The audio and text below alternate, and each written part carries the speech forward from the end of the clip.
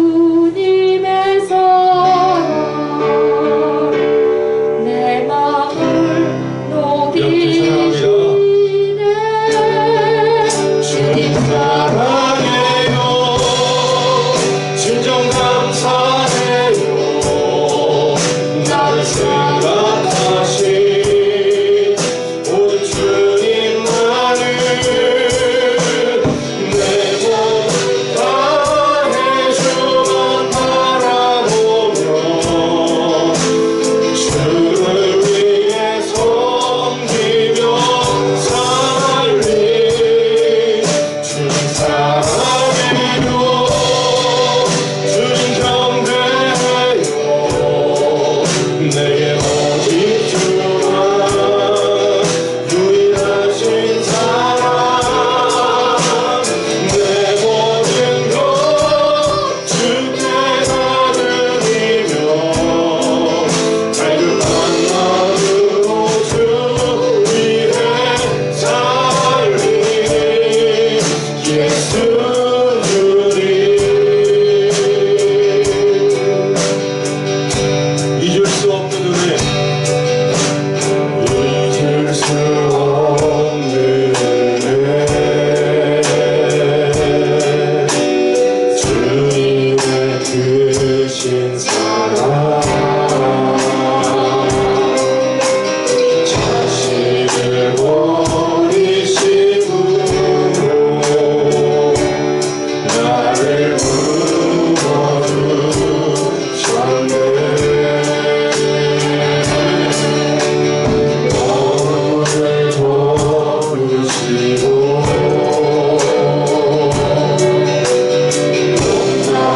용납하시는 사랑 놀라운 주님의 사랑 내 맘을 녹이시네. 주님 사랑해요. 주님 감사해요. 나를 생각하신 오직 주님만을 내 삶을 다해 주만 바라보며 주를 위해 섬기며 살리. 주님 사랑해요. 주님 경배해요. 내게 오직 주만 유일하신 사랑 내 모든 것 주께 다 드리며 갈급한 마음으로 주 위해 살리. 예수 주님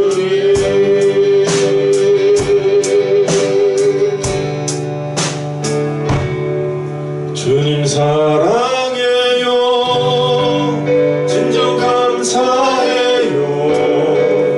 나를 생각하신 오직 주님만을 내 삶을 다해 주만 바라보며 주를 위해 섬기며 살리. 주님 사랑해요. 주님 경배해요. 내게 오직 주만 유일하신 사랑 내 모든 것 주께 다 드리며 갈급한 마음으로 주 위해 살리. 예수 주님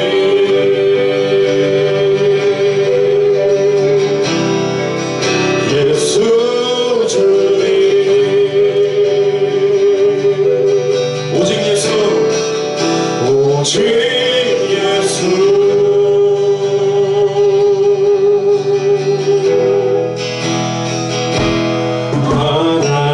하나님의 사랑을 사모하는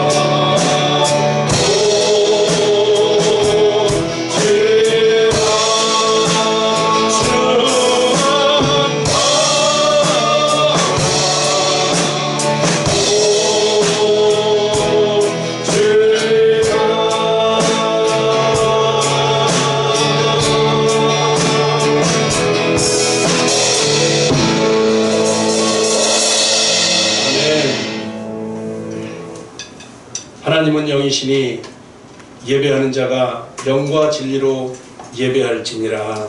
아멘. 우리 지난 한 주간의 삶을 되돌아보시면서 알게 모르게 지은 우리의 모든 잘못들을 주님 앞에 내어놓는 고백의 기도를 주님 앞에 드리시겠습니다.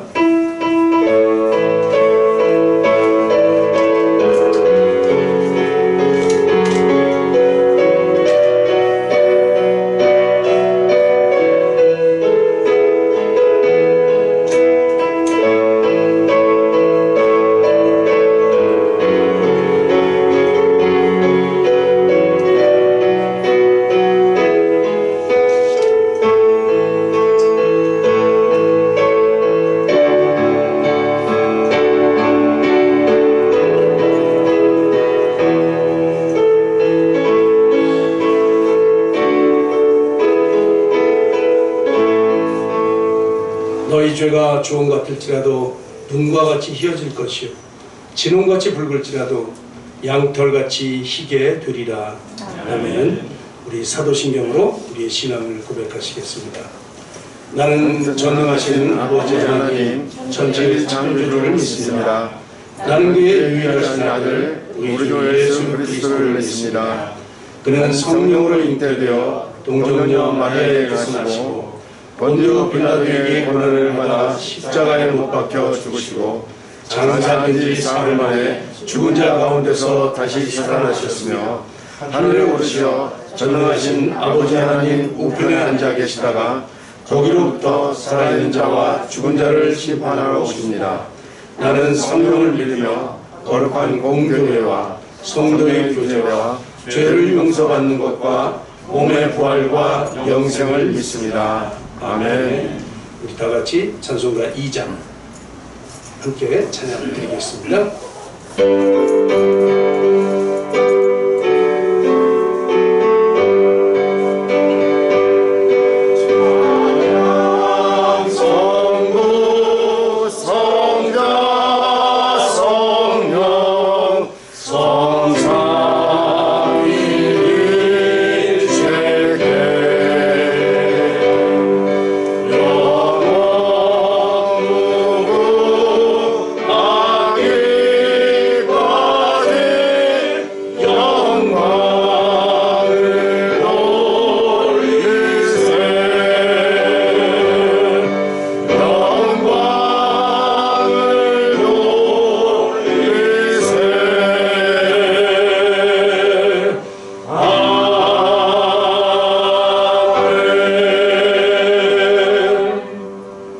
자리에 앉으셔서 기도하겠습니다. 장미영 권사님 기도해 주십니다.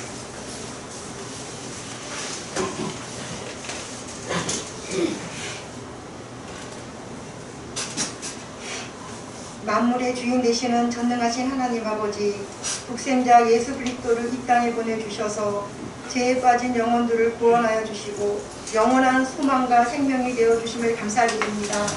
저희들을 많은 사람들 가운데 먼저 하나님의 자녀로 삼아주시고 복된 주일 예배자로 불러주셔서 예배드릴 수 있도록 인도하시니 감사드립니다.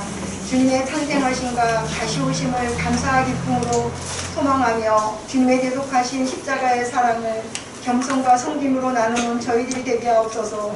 새로운 다짐으로 올해를 시작한 지 엊그제 같은데 벌써 올해도 얼마 남지 않았습니다. 한 해를 돌아보며 믿음이 연약하여서 주어진 것들을 잘 감당하지 못하고 주님의 뜻대로 산다고 하면서도 우리의 뜻을 앞세운 것과 하나님께 합하지 못한 저희들의 모든 죄를 고백하오니 용서하여 주시옵소서. 이 시간 저희가 주님을 예배할 때에 성령 충만함을 허락하셔서 영과 진리로 하나님을 예배하며 주님께 영광을 돌리게 하옵소서. 이 시간 우리의 갈급한 심령을 성령의 기름으로 채워주시고 오직 하나님만이 줄 수 있는 참 평안과 위로를 경험하게 하옵소서. 저희들의 심령 속에 오직 예수 그리스도의 생명과 마음을 부어주셔서 주님께서 주신 힘과 능력으로 하나님의 뜻을 온전히 이루면서 살아가는 삶이 되게 하옵소서. 우리 교회에 속한 가정들에게 영혼이 잘된 것 같이 건사가 잘되게 하시고 때를 따라 돕는 은혜를 주옵소서. 믿음 안에서 강건케 하시고 가정과 직장과 사업 위에 하나님의 은혜가 충만케 하여 주시옵소서. 연약한 지체들을 기억하여 주시고 올해 이루지 못한 기도 제목이 있다면 우리가 가기 전에 이루어지는 역사가 있게 하옵소서. 우리나라를 긍휼히 여겨주시고 은혜를 베풀어 주시옵소서. 코로나 오미크론이라는 신종 변이 바이러스로 인하여 또다시 어려움에 처해 있습니다. 속히 코로나 바이러스 확산을 막아주시고 이 어려운 상황을 해결하여 주시고 한속히 일상이 회복되는 은혜를 주시옵소서. 침체된 경기를 회복시키고 어지러운 나라의 상황 가운데 하나님께서 주권적으로 역사하셔서 우리나라가 주님의 공의로 바로 설 수 있도록 인도하여 주시옵소서. 우리 교회를 지금까지 인도하여 주심을 진심으로 감사드립니다. 우리 교회가 하나님께서 기뻐하시는 공동체가 되길 원합니다. 어려울 때일수록 말씀과 기도로 거룩하여지고 주님을 예배하기에 힘쓰게 하시고 주님의 사랑을 실천하는 교회가 되길 원합니다. 이 지역의 구원의 방주 역할을 감당하며 많은 생명을 주님께로 인도하게 하시고 더 성숙된 모습으로 성장하고 부흥하는 교회가 되게 하옵소서. 한국교회가 어두운 세상 가운데 빛과 소금으로서의 선한 영향력을 발휘할 수 있도록 능력을 부어주시옵소서. 이러한 때에 교회가 더욱 일어나서 하나님 앞에 기도하게 하시며 성령의 충만한 은혜를 주시옵소서. 세계 각처에 복음을 전하시는 선교사님들 어려움이 없게 하시고 모든 환경 가운데서 지켜주시옵소서. 아프간과 미얀마, 에티오피아의 땅을 긍휼히 여겨주시고 저들의 애통과 눈물을 보시고 하루속히 어려움들이 해결될 수 있도록 주님이 개입하여 주셔서 평화와 안정을 되찾게 하여 주시옵소서. 믿는 자들이 어려움을 당하지 않도록 주님께서 보호하시고 지켜주시옵소서. 이은혜 선교사님 사역을 감당하는데 어려움이 없도록 도와주시고 영육간에 강건하도록 붙잡아 주옵소서. 이은혜 선교사님이 사역 위에 함께 하셔서 도울자와 협력자들이 많아지게 하시고 사역을 통하여서 하나님 나라가 더 확장되며 믿는 자들이 날마다 더해지는 은혜를 주시옵소서. 이 시간 말씀을 증거하실 때 성령의 능력을 다하여 주시어서 말씀을 통하여서 하나님의 음성을 듣게 하시며 치유와 회복과 세상을 넉넉히 이겨나갈 새 힘을 주시옵소서. 성탄절을 기다리는 새로운 한 주가 주님과 동행하며 살아계신 하나님의 풍성한 은혜의 삶을 누리는 저희들이 되게 하옵소서. 이 모양 저 모양으로 올해 교회를 섬기는 손길을 기억하시고 그 신복으로 채워주시옵소서. 이 한 해를 잘 마무리하여 새해에는 더 큰 소망을 품고 살아갈 수 있도록 은혜를 내려주시옵소서. 감사를 드리며 사랑이 많으신 예수 그리스도의 이름으로 간절히 기도드립니다. 아멘.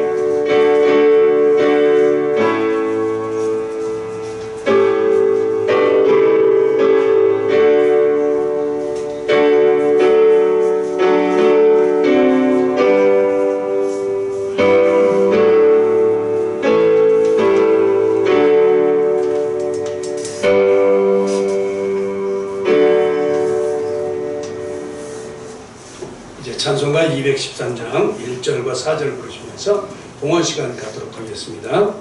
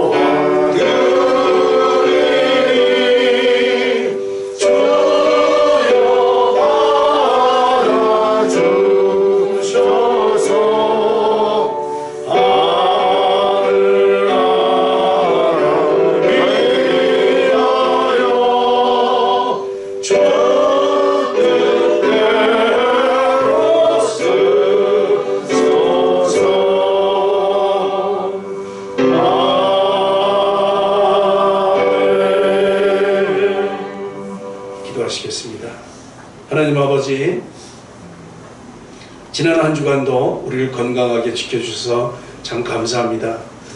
세상이 참으로 혼란스럽고 또 코로나 사태로 인해서 온 나라가 불안과 걱정 가운데 살면서도 우리로 건강하게 지키시고 오늘도 주님의 전을 찾아 주님 앞에 예배하며 주님을 찬양하게 하시니 참 감사합니다. 오늘 우리가 드리는 이 예배를 주님 기뻐 받아 주시옵소서. 오늘도 우리가 부르짖어 주님을 찾게 하시고 그래서 주님의 뜻을 알아서 항상 기뻐하며 범사에 감사하는 저희들 되게 하여 주시옵소서. 오늘도 우리의 마음을 다해 주님 앞에 예물을 드립니다. 우리의 생명을 드립니다.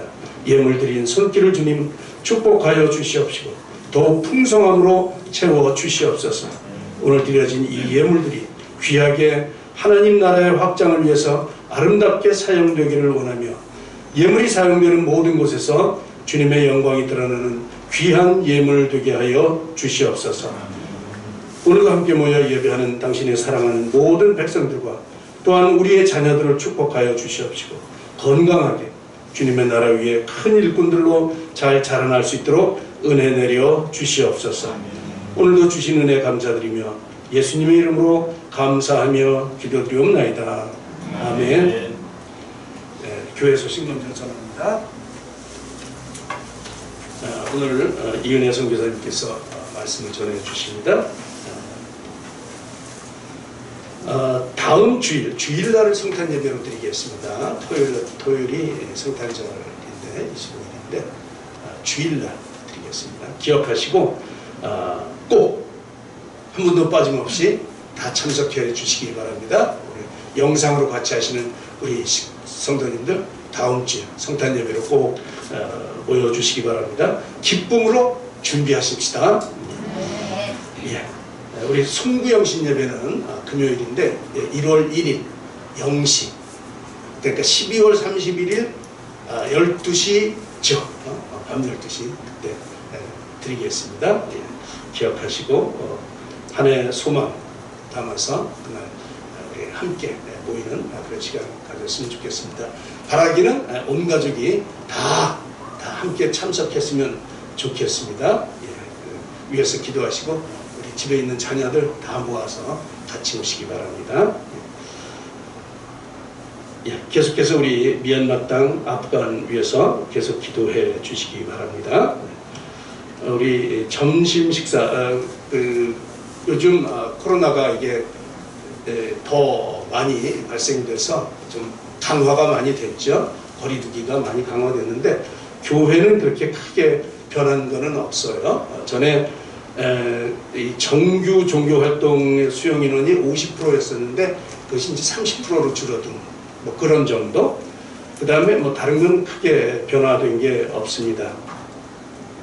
그래서 여러분들이 교회에 와서 예배 드리는 데는 크게 문제가 없어요. 다만 전에도 계속 그랬는데 음식 제공 및 섭취가 사실 금지되어 있었던 거예요. 그래서 전에 우리 컵라면 먹고 뭐 이랬는데 그것도 좀 자제를 하자. 지금 좀 너무 이게 코로나가 유행이 많이 되니까 그래서 그냥 개인으로 이렇게 드실 수 있도록 이렇게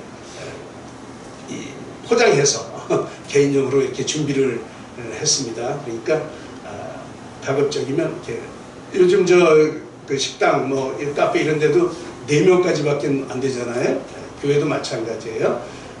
이 소모임들이 허락은 되는데 4명까지 그걸 지키면서 그렇게 허락이 되어 있어요. 하여튼 우리가 이 확진이 안 되는 게 중요하니까 여러분 건강에 주의하면서 그렇게 잘 협조해 주시기 바랍니다. 그래서 오늘부터 간식이 준비되니까 그냥 이렇게 해서 하여튼 교제는 나눠야 되니까 방역수칙 잘 준수해 가면서 아름답게 교제 나눌 수 있기를 바랍니다. 오늘 말씀입니다. 오늘 말씀 골로새서 1장 14절 말씀입니다. 골로새서 1장 14절의 말씀. 골로새서 1장 14절 말씀. 한 목소리로 같이 크게 봉독하겠습니다. 합독하겠습니다. 시작.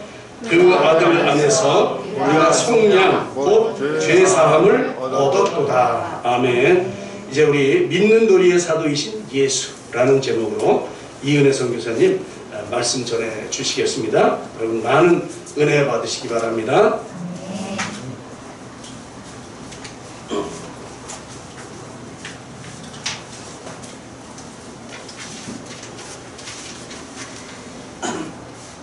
할렐루야. 아멘. 마스크 벗을 되죠? 예. 제가 이제 한국 와서 얼마 안 돼서 우리 하늘빛 교회에서 그 말씀 나누는 거 기억 혹시 나시죠? 네, 그때 이제 본문 말씀을 제가 그 에베소서 1장 7절에 있는 말씀 갖고 나눴는데, 오늘은 이제 오늘 읽은 것처럼 골로새서 1장 14절 말씀을 제가 이렇게 선택을 했습니다. 이번 오늘 말씀을 위해서. 제목이 이제 믿는 도리의 사도이신 예수 이렇게 했는데, 이 제목이 이게 의미가 너무 많은 거예요. 그러니까 믿는 도리는 무엇이고, 그렇죠? 그 믿는 도리의 그 사도, 그건 또 무엇이고, 그 예수. 이렇게 얘기하면 이 제목 하나만 가지고도 한 3가지 정도의 그 설교가 나올 수 있는 부분인데, 저는 오늘 예수님 얘기를 하고 싶어서 이제 예수님 얘기를 이제 하고 싶습니다. 제가 지금 이제 질문을 한 가지 드릴게요. 질문을 한 가지 드리는데, 그것이 맞다 그러면 오른쪽 눈을 이렇게 아니다 그럼 왼쪽 눈 이렇게 하시고, 모르겠다 그러면 양쪽 눈이 제가 이제 한번 이런 글 들어보세요. 회개하지 않으면 죄의 용서와 구원이 없다. 회개하지 않으면 죄의 용서와 구원이 없다. 이 말이 맞으면 오른쪽 눈썹 아니다, 왼쪽 눈썹 움직이시고 모르겠다. 예. 한 분이 정확하게 반응해 주셨어요. 할렐루야. 근데요, 제가 왜 이거를 이렇게 질문을 드리냐면요, 제가 요 문구를 어느 성경 공부 책에서 이제 제가 이걸 본 거예요.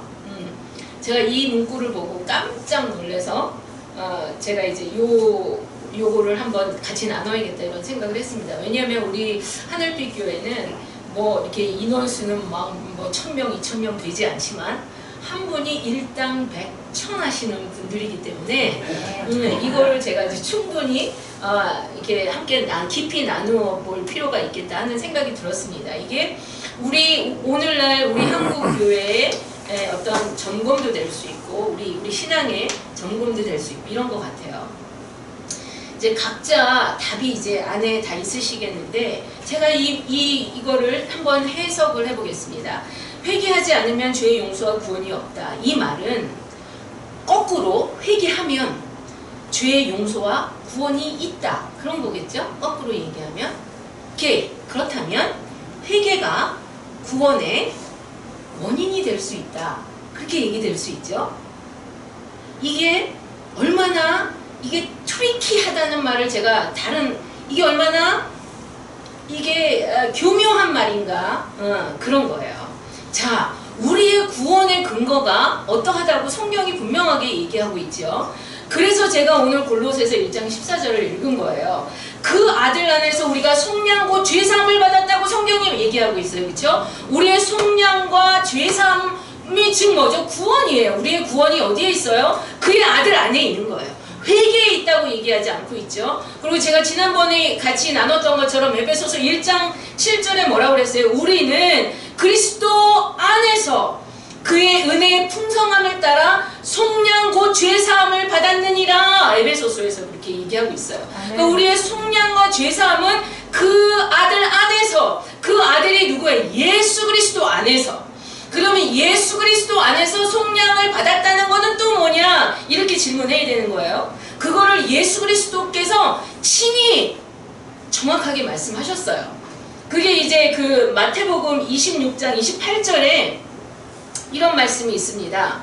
죄사함을, 이게 그 만찬 하실 때 하신 말씀이에요. 죄사함을 얻게 하려고 많은 사람을 위하여 흘리는 바 나의 피 곧 언약의 피니라. 이러면서 그 포도주를 나누시면서 하신 말씀이시거든요. 그 예수님이 정확하게 구원의 근거가 뭐다라고 설명을 하신 거예요. 그 성찬식을 통해서. 뭐예요? 예수 그리스도 안에서 구원을 얻는다는 게 뭐예요? 그 구원이 근거가 예수 그리스도의 피다. 그 우리가 너무 잘 알고 있는데도 불구하고 우리가 이렇게 회개하지 않으면 죄의 용서와 구원이 없다라고 얘기할 때 아무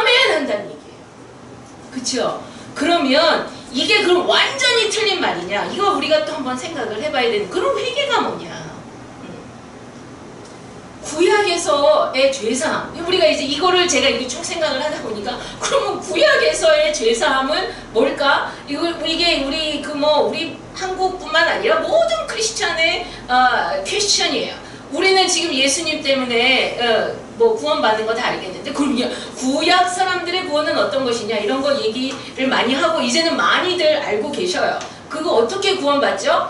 제사 지내서 구원받았나요? 그게 아니라 믿음으로 구원받았다. 우리가 이렇게 가리키고 그렇게 이해하고 있었습니다.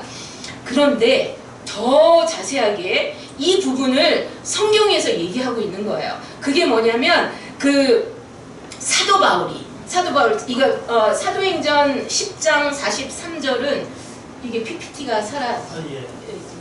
예, 그렇죠? 우리가 10장 43절을 한번 같이 읽어볼까요? 시작.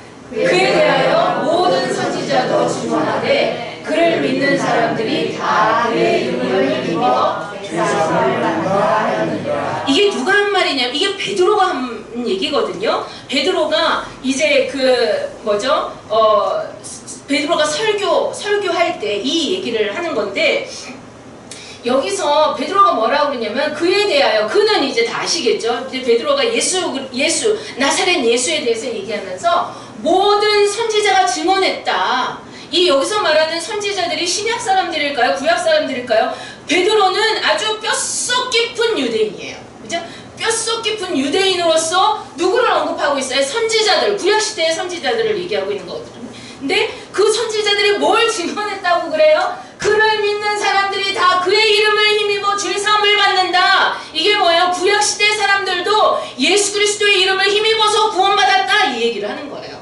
와, 그럼 이거를 우리가 어떻게 해석해야 되는가? 저는 구약의 사람들이 구원받았다 하는 거를 믿음으로 구원받았다고 제가 이해하고 있었어요. 그거는 제가 아브라함이 그냥 하나님을 믿음으로 크레딧을 얻었잖아요. 하나님에게 크레딧을 얻어서 아브라함이 그렇게 구원받았다 이렇게 해서 저는 구약의 모든 후손들, 아브라함의 후손들이 아브라함의 그 갈대에게서 난 모든 후손들이 그 믿음을 가지면 아브라함이 가졌던 것 같은 하나님에 대한 신뢰한 믿음을 가지면 구원받았다. 저는 그렇게 이해하고 있었습니다. 근데 제가 요번에 이거를 준비하면서 깨달은 게 그거보다 조금 더 깊이 성령께서 이해하게 해주신 거예요. 그게 뭐냐면 우리 구약의 죄사를 지내는 행위로 구원받은 건 아니에요. 그런데 이 피제사는요 모세가 율법을 받고 나서부터 성막을 짓고 나서부터 시작된 제사가 아니에요. 그렇죠? 이 피제사는 언제부터 시작됐어요? 에덴에서부터 시작된 거예요.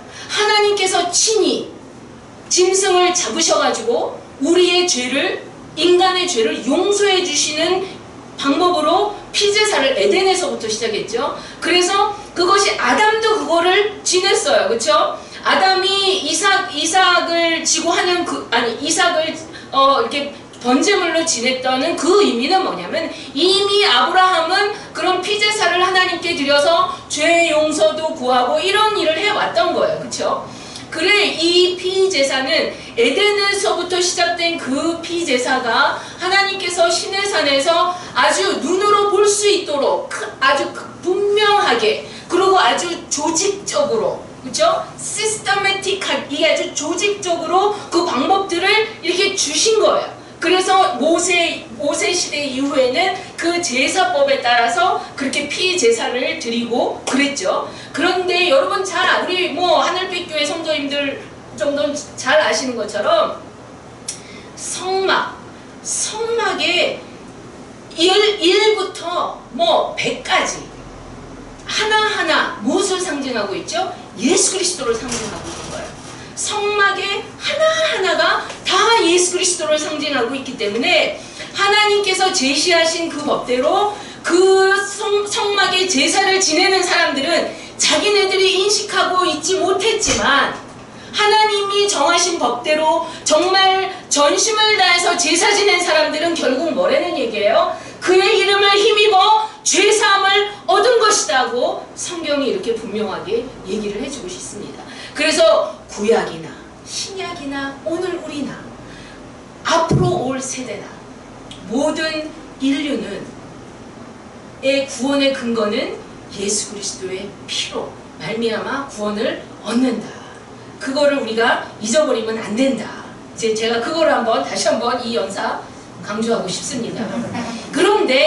그런데요, 이 원리를 우리가 잘 알고 있는데 성경 어느 부분을 읽으면 이게 혼란스러운 부분이 있어요. 솔직하게 말해서 그 부분이 뭐냐면 갈라디아서 5장에 있는 말씀과 고린도전서 6장에 있는 말씀이에요. 갈라디아서 5장 제가 읽어드리겠습니다. 이거는 갈라디아서 5장 19절 21절에 어떤 말씀이 있냐면 잘 아시는 말씀이에요. 육체의 일은 분명하니 곧 음행과 더러운 것과 호색과 호생술과 주술과 원수 맺는 것과 분쟁과 시기와 분냄과 당지는 것과 분열함과 이단과 투기와 술 취함과 방탕함과 이와 같은 것들이라. 이게 육체의 일이라는 거예요. 전에 너희에게 경계한 것 같이 경계하노니 이런 일을 하는 자는 하나님 나라의 유업을 받지 못한다. 하나님 나라의 유업을 받지 못한다 이거예요. 그쵸? 자, 이거하고 똑같은 말을 사도 바울이 고린도전서 6장에서도 똑같이 해요. 6장 9절 10절에 뭐라고 사도 바울이 또 얘기했냐면 고린도 교회한테 불의한 자가 하나님 나라의 유업을 받지 못할 줄을 알지 못하느냐. 미혹을 받지 말라. 음행하는 자나 우상 숭배하는 자나 가늠하는 자나 탐색하는 자나 남색하는 자나 도둑이나 탐욕하는 자나 술 취하는 자나 모욕하는 자나 소개 빼앗는 자들은 하나님 나라를 유업으로 받지 못한다. 이런 거를 하면 유업을 받지 못한다 이거예요. 그쵸? 근데 이거는 구원받지 못한다, 속죄함을 받지 못한다라고 표현하지 않고 하나님 나라의 유업을 받지 못한다라고 표현되고 있는 거예요. 그래서 조금 혼란스러워요. 그러면 하나님 나라의 유업을 받는다는 게 뭔가를 정확하게 이해하면 또 같이 이해할 수 있는 거죠. 하나님 나라의 유업을 받을 수 있다라는 얘기는 뭐예요? 유산을 누구한테 남겨주죠? 우리가 우리 장로님 나중에 이제 유산 남겨주실 때 뻔하게 아들이 있는데 옆집 아들한테 물려주실 리가 있나요? 그럴 리가 없는 거예요. 내 자식한테 물려주는 거죠. 그렇죠? 그러니까 우리가 하나님의 자녀가 돼야 그 하나님 나라의 유업을 받는 거예요. 그러면 하나님의 자녀가 된다는 건 뭐예요? 아무렇게나 살고 하나님과 아무 상관없는데 하나님의 자녀가 될 수 있나요? 그럴 수 없지요. 우리가 죄 사함을 받고 속량을 받아야 하나님이 사셔야 하나님의 자녀가 되는 거잖아요. 그러니까 하나님 나라의 유업을 받는다는 건 이미 뭐예요? 우리는 하나님의 자녀다. 우리가 하나님의 자녀는 뭐예요? 우리가 이미 속죄함을 받은 존재다 이런 얘기잖아요. 그러니까 그러면 그 말대로라면 이렇게 하면은 유업을 못 받아. 그런데 이거 안 하면 유업을 받을 수 있다는 얘기잖아요. 거꾸로 말하면 그러한가? 그러하고 이런 거 안 하고 정말 우리 그 갈라디아서에 나오는 성령의 열매를 맺으면 우리가 구원을 받을 수 있고 하나님의 자녀가 될 수 있느냐? 그거가 아니죠. 그렇죠? 그러면 우리가 이 말씀을 어떻게 이해해야 되는가? 제가 이제 난국에 봉착했었어요. 했었습니다. 이 말씀은 제가 읽은 갈라디아서나 이 고린도전서의 이 말씀은 이거는 하나님 나라의 유업을 받을 수 있는 조건으로 말씀하신 게 아닌 거죠. 아닌 거예요. 여기서 우리가 한번 생각할 게 뭐냐면 우리가 성경 말씀을 읽을 때 그 하나님의 화법을 이해할 필요가 있습니다. 저희가 우리 어렸을 때 주일학교 아이들이 이해하는 그 정도와 어른이 돼서 이해하는 정도가 다르고, 그렇죠? 아이들이 말하는 화법이 다르고, 그리고 사람마다 화법이 다 다른 것 같아요. 똑같이 어떤 문제를 놓고 설명하고 설득하고 이야기할 때 화법이 다 다른 거예요. 그래서 똑같은 내용인데도 누가 얘기하면 그게 상처가 돼. 듣고 싶지도 않아. 똑같은 내용인데 누가 얘기하면 눈물이 나. 이게 내용의 문제가 아니라 화법의 문제인 거예요. 그래, 하나님의 말씀도 마찬가지예요. 하나님의 화법이 있어요. 화법. 그 중에 하나가 이사야서 같은 책 보면 이사야서가 66장으로 되어 있잖아요. 1장부터 3장까지는 정말 겁나서 읽고 싶지 않아요. 정말 읽고 싶지 않은 부분. 이건 무슨 협박하시는 것도 아니고 무슨 막 그쵸 막 너무 책망도 심하고 와 이렇게 돼가지고 이거 내가 천국에 갈 수 있을까 막 마음이 이제 그런 내용들을 쭉 가시다가 40장만 돌아서면 뭐 분위기가 확 바뀌는 거예요. 막 사람들 왜 그런 분들 있잖아요. 감정 이렇게 업앤다운 하시는 분들 막 불같이 이랬다가도 뭐 그 다음날 아무렇지도 않은 것처럼 그러는 것처럼 이사야서의 내용이 그래요. 40장 딱 돌입하면 분위기가 확 달라요. 마냥 환한 그냥 빛의 소망에 막 어제 내린 것처럼 막 그 소망의 빛이 막 내리고 그쵸? 이거를 볼 때 제가 지금 이제 이야기되는 건 하나님의 궁극적으로 하고 싶은 얘기는 뭐냐면 저주가 아니고 협박이 아니고 그리고 강압적으로 강요가 아니라 하나님의 궁극적으로 하고 싶은 얘기는 뭐냐면은 사랑인 거예요. 그 복주기를 원하시고 어떻게 해서든지 인커리지 하기를 원하시고 우리로 하여금 누리기 원하시고 저기 이사야서 저기 5장에 보니까 오늘 그렇더라고요. 하나님이 노래를 지어서 불러주세요. 하나님이 작곡하셔가지고 노래를 불러주세요. 그리고 포도원을 만드세요. 포도원을 만드시고 거기다가 포도나무를 심는데 어떤 포도나무를 심으세요? 극상품의 포도나무를 심으시는 거예요. 우리가 다 그 포도나무예요. 우리는 하나님이 극상품으로 만든 포도나무예요. 그 포도나무를 그 당신이 만드신 포도원에 심으시고 노래를 불러주시면서 그게 하나님이 궁극적으로 원하시는 우리를 향하신 그 마음이신 거죠. 그렇죠?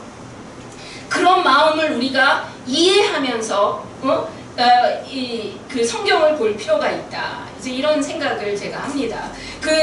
그래서 회개는 그럼 뭐냐? 그렇다면 회개는 뭐냐? 회개라는 거는 은혜를 입은 자가 은혜 입은 자에게 나오는 반응인 거예요. 은혜를 입지 않으면 회개할 수 없어요. 우리 다 경험하셨던 것 하셨지만 회개해야지 내가 회개의 영을 부어주시옵소서 한다고 그게 안 되잖아요. 그렇죠? 그런데 어느 날 어디서 모르게 띵 하고 오는 그 말씀 한마디 누군가의 찬양 한가라 그거에 내가 눈물이 나고 콧물이 나고 생각 잊어버리고 있던 그 망가지가 회개가 나고 그 사건이 우리가 예수 그리스도를 처음 인격적으로 만났을 때 터지는 사건인 거죠. 그래야 그렇게 해서 나오는 어떤 결과, 증상이 회개인 거죠. 그러니까 은혜 받은 자의 증상인 거예요. 회개는. 그게 이제 그 사도행전 11장 18절에 이제 이런 얘기가 나옵니다. 이것도 이제 베드로 얘기인데요. 자, 한번 같이 읽어볼까요? 그들이 이 말을 듣고 잠잠하여 하나님께 영광을 돌리되 그러면 하나님께서 이방인에게도 생명 얻는 회개를 주셨다. 생명 얻는 회개가 있는 거예요. 그렇죠? 생명 얻는 회개. 그러면 저 단어를 들으면요. 회개하면 생명 얻을 것 같이 이렇게 느껴지는 거잖아요. 그런데요. 이 18절에 배경을 우리가 알 필요가 이게 무슨 얘기냐면 그 갈라디아서에 기록한 것처럼 베드로가 이방인하고 밥 먹다가 출행당을 치잖아요. 그 예루살렘에서 온 형제들 때문에 그때 얘기를 해요. 그때 야 너가 그때 이방인하고 밥 먹고 그랬다며 이제 그래요. 여기 이제 사도행전 11장 얘기가 이제 그거예요. 그럴 때 베드로가 한 말이에요. 그래 내가 그랬다. 근데 내가 왜 그랬냐면 하고 환상본 사건 있잖아요. 그렇게 해가지고 내가 고넬료 가정하고 이런 일이 있어서 그래 내가 세례를 그들에게 세례를 줬더니 어머나 세상에 우리가 받았던 거와 똑같은 일이 그들에게 일어나더라. 이런 얘기를 베드로가 하니까 그걸 듣고 있던 사람들이 하는 얘기인 거예요. 그러니까 그들에게 생명 얻는 회개가 그들에게 임한 거는 뭐예요? 그들이 성령 세례를 받았기 때문인 거예요.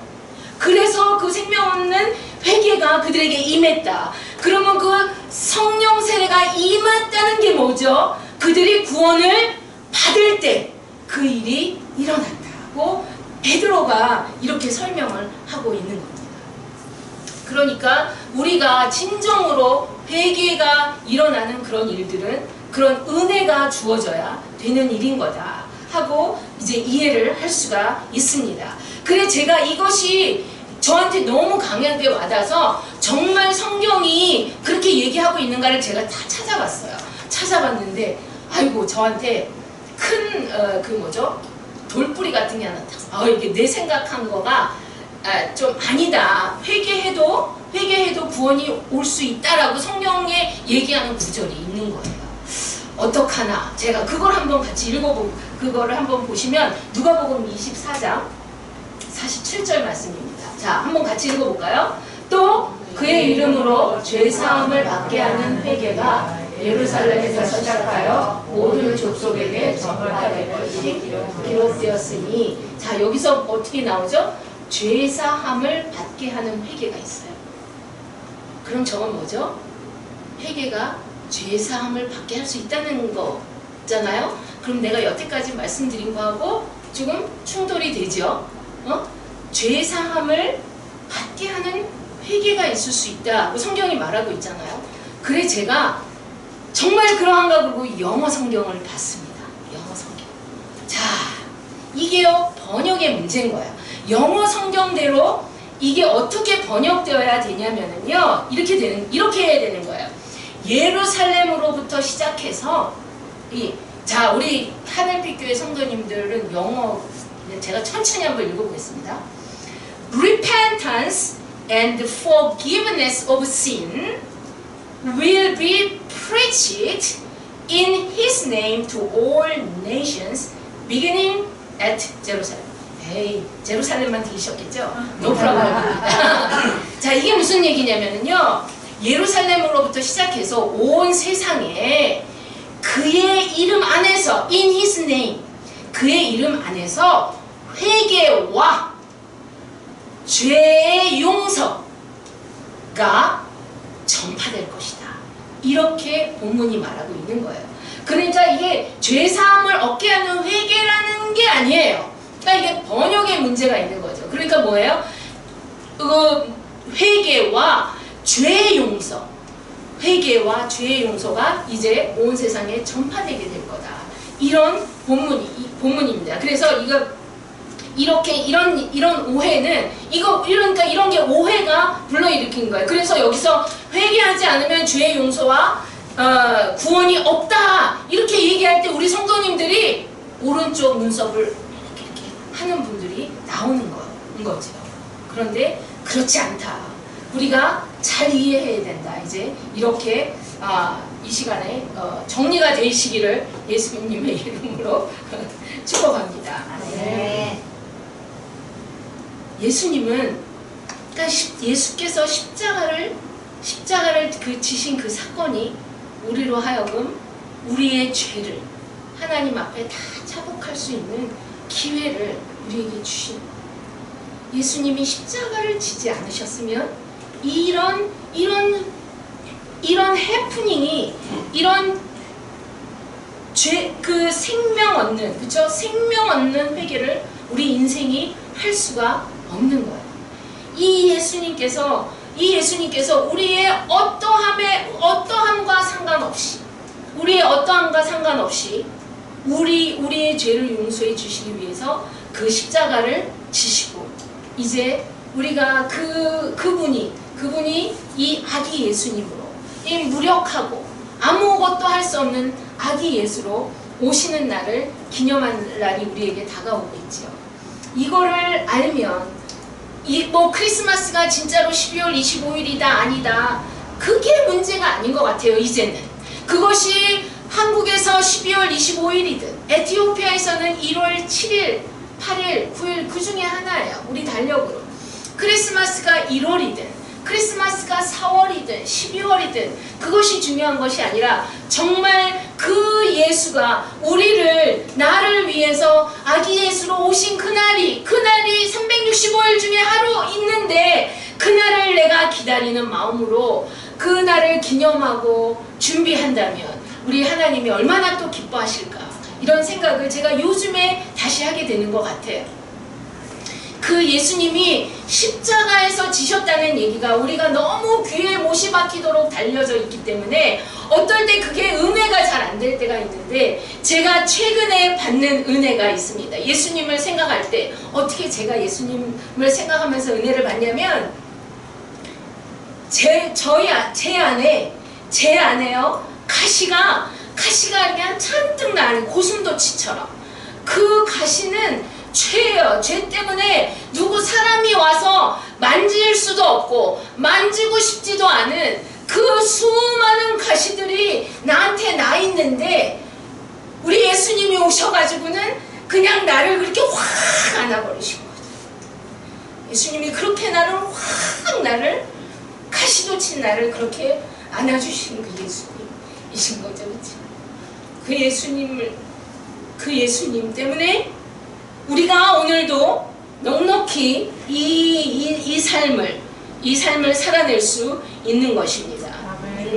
이미 우리가 알지도 못하고 죄인이었을 때, 이런 것도 우리 너무 익숙하지만 원수였을 때, 정말 원수였고, 나는 누구도 할 수 없는 그 온통 가시로 그 다이아몬드보다도 더 강력한 그 죄 덩어리 가시로 돋아있는 나에게 오셔서 그 예수님이 나를 그냥 꽉 안아주신 그 십자가를 우리가 생각하면 이 세상에 그리고 그분이 하나님이신 거잖아요. 그분이 창조주신 거잖아요. 그분이 전능하신 분이다라고 믿는다면, 우리가 우겨 싸우는 이런 상황들에 주눅 들고 뒷걸음질 치지 않고 앞으로 돌파하며 나가기에 충분하다, 그렇게 믿습니다.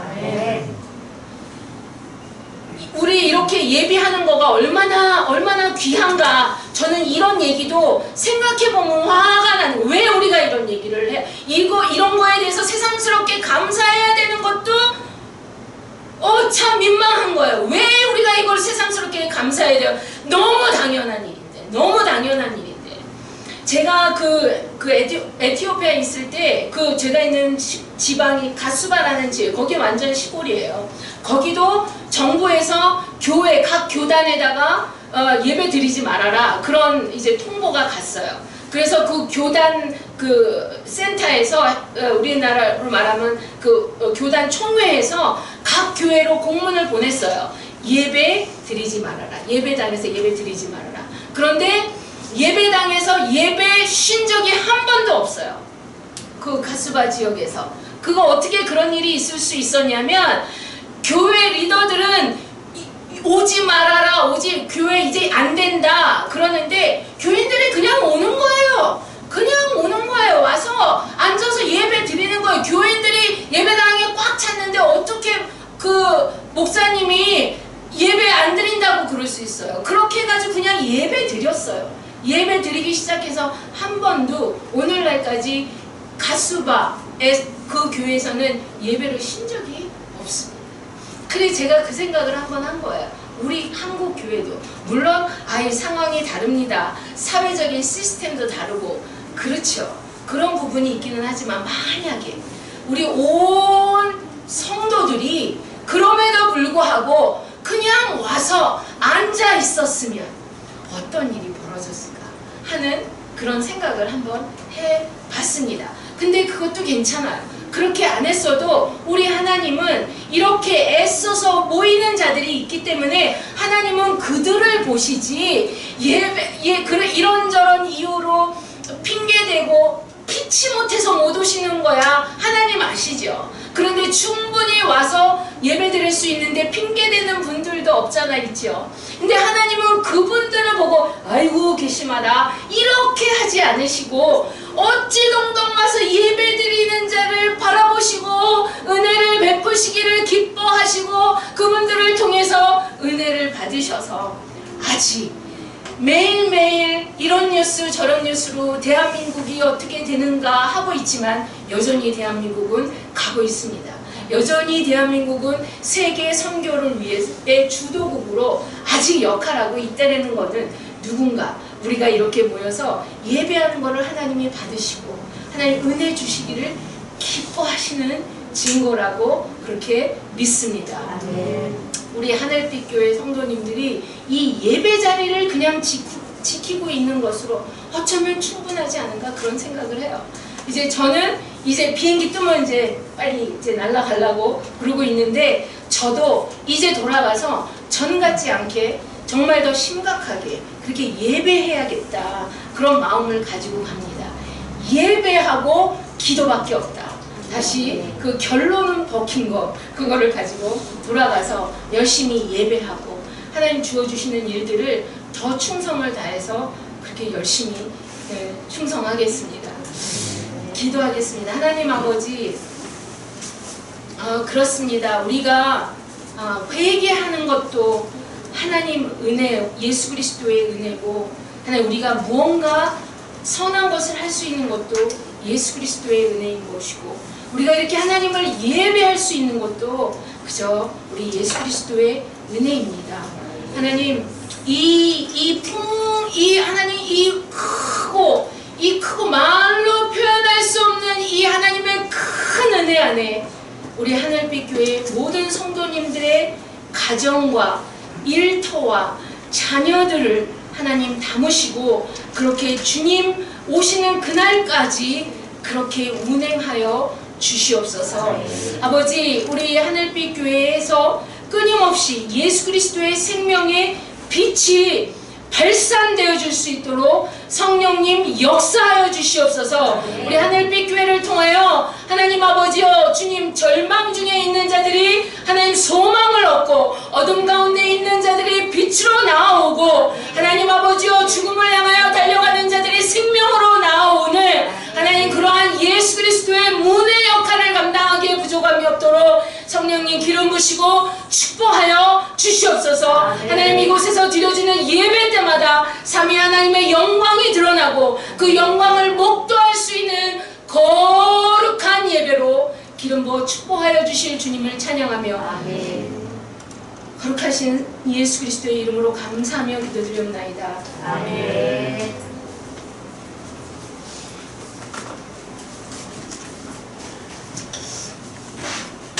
감사합니다. 은혜 많이 받으셨죠? 굉장히 중요한 말씀 해주셨어요. 회개로 구원받는 게 아니라 예수님을 부르짖음으로 예수의 이름을 부름으로 구원받는 거죠. 구원받은 사람은 회개한다는 것 그것도 잊지 마시기 바랍니다. 예. 나중에 또 한번 다시 정리해가지고 또 말씀드릴 기회가 있겠죠? 늘 그 얘기 하는 거니까요. 그죠? 예. 감사합니다. 우리 다 일어나셔서 마라나타 주 예수여 어서 오시옵소서 우리 찬양하시고 축도하도록 하겠습니다.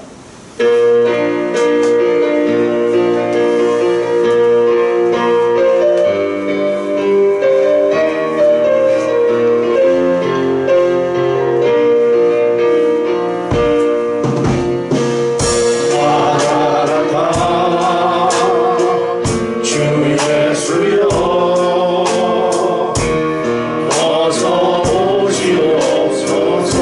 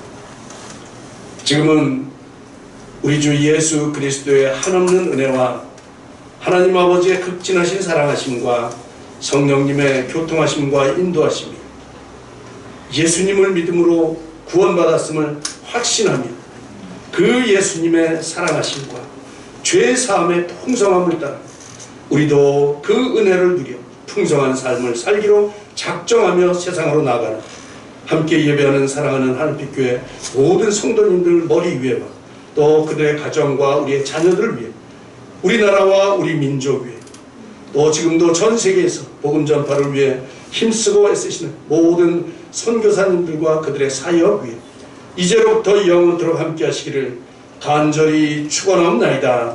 아멘.